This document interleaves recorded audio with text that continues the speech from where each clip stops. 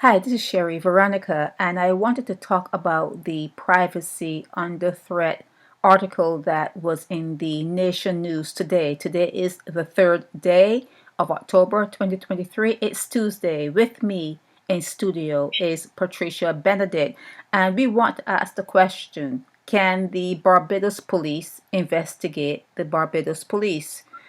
Patricia, what do you think? Welcome into the studio. No, Miss Veronica. You should never ever investigate the police. And that matter, nothing will come out of it.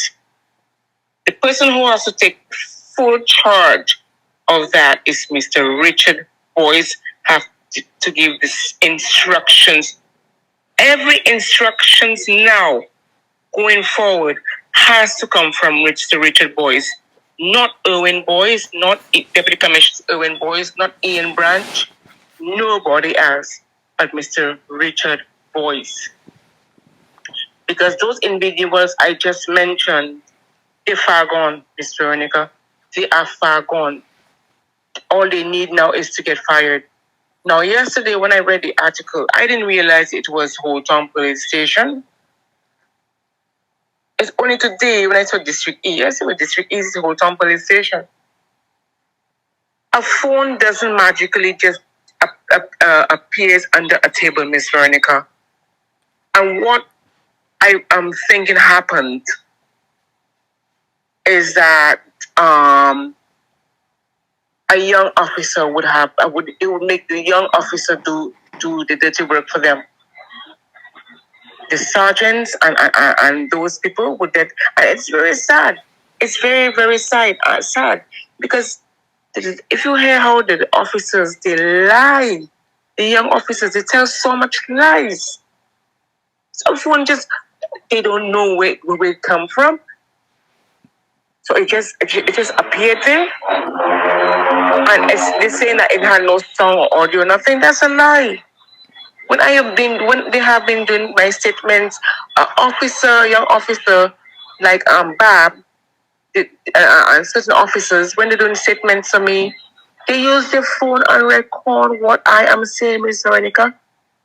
And they should not do that because they have body cameras in place for those things. So Mr. Michael Ashley and the other individuals should not take this lightly because of who is, and don't forget Jason Leacock. If that happened in February, Jason Leacock was still in charge of the whole town police station then. Those things should never happen. But you have to find out one thing. I won't go too far on that.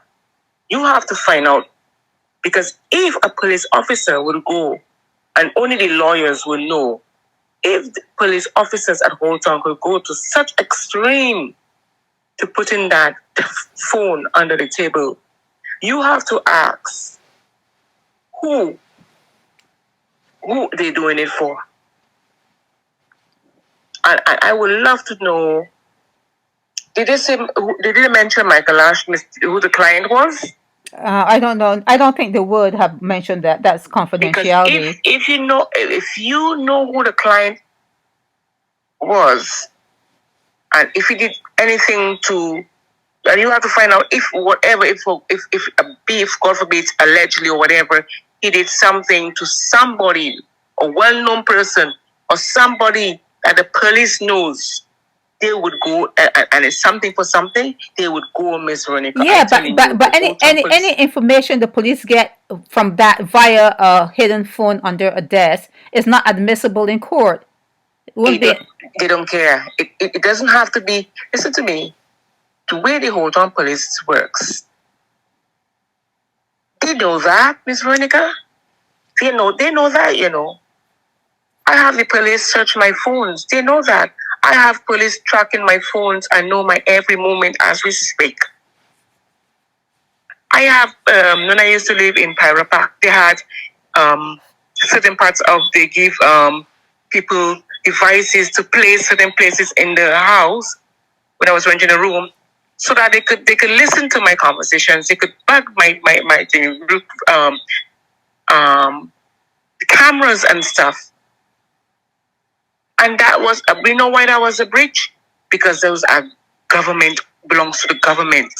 But anything that happens at Holetown, is kind of crooked because that's probably one of the worst police departments in the whole world. But yeah, Yes. I think putting the phone under a desk in a examination room is kind of sloppy and kind of something that is old fashioned. They could have put any other kind of listening device in some other part of the room that was undetectable, but a phone underneath a desk, that was kind of like juvenile. You have to find. So he said he called. The lady said she called a young officer. You have to find out who that officer was, because I know if Mr. Michael Ashley and them mention those people by names, I will know exactly who they are. If I had gotten names of who, an example who the officers are, I know almost all those officers in Holetown, Mr. Renica, and none of them are good. None of them. None of them. And it comes from the top, Irwin Boys and A.M. Branch and them. Okay, so I would have to speak to you. Yeah, but nothing. Not the whole matter. Yeah, the whole point. I would speak about other stuff. The whole point of this matter is that they went into an examination room with a client and found a phone, and the police did their probe. Use that word, the probe, and they found nothing. They said the phone was a dead phone. It had no service. Nothing was recorded, and that's the end of that. That's the end of that for the police. But listen, it can't be. They get rid of evidence. They plant evidence and they get rid of evidence. Because I will open, like I said, I will open the public's eye on how you have a police station like Holetown, the most dirtiest police station I ever come across. Dirtiest police station I come across. And Mr. Michael Ashley and the other people involved to not back down. Somebody has to get fired. Somebody needs to get fired for that. Because a cell phone do not just walk in. And they knew that person would have been in there, Miss Veronica. They knew that person would have been in there. So that was planned before. That was planned. That was planned. Okay. But just unfortunate, it was a sloppy job. Yeah, it is. It is. Yeah, it is. And like I said, whatever they recorded, if they did record anything, it's not admissible. So they will have to sock it to the guy another way or whatever. But it's actually not admissible in any court. Not that I know of. But Barbados is different. But the court thing doesn't matter to the police. Sometimes they could plant other stuff. They have more than one ways, right? Veronica, right. That they could use that information again. Right, I understand. To frame or do something else with it. I understand. You don't know how Holetown police works. Yeah. And just one more thing I want to say. If Mr. Michael Ashley could have given the name of his client, not his client, but whatever the client maybe did to whoever, that person's name is very important to know who it is, who it was, or who the sergeant was working that day, if it was a night or daytime thing, and who was the young officers. That's all I want to know. This is all I would have wanted. Me personally, Patricia Bennett, and I would have tell you. But as far as I say, they lying. They lying. They have the recording. It is recorded. It is recorded. Nobody in their mind would put a dead phone there. It could not be a dead phone there, Mr. Renica. They knew what they were doing. Unless the way they said it's a dead phone, if they put it hours before the attorney came.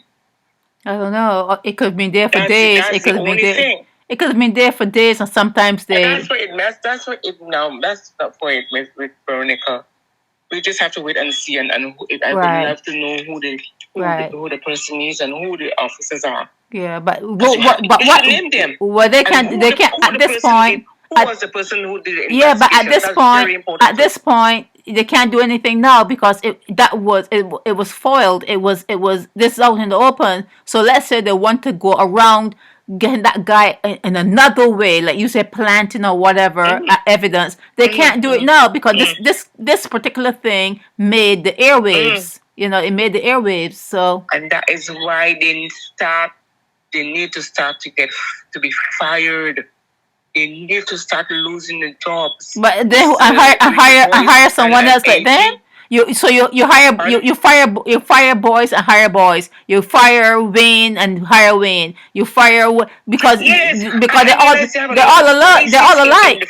They're all alike. You know. Voices. There's only one I could vouch for, Miss Sonia, Senior Superintendent, Miss Sonia Boyce, Mr. Retired Deputy Commissioner Driver, and there are a few others. Just a few others, not many. But when I say boys, wait, Patricia, give me a break. When I said boys, I didn't mean I mean you fire one or bring someone that's just like the one you fired. That's what happens in Barbados. You fire someone and you bring someone just like the last one you fired. You hire someone just like that. So no one's getting anywhere. You're not getting anywhere. That new superintendent there, if I want to talk to him, he sucks. He never wants to have a conversation with me. So you see where it starts? From the top. Ms. Veronica, bring it home. That is it for now. Bring it home. That is it for now. Okay. Somebody needs to get fired for that.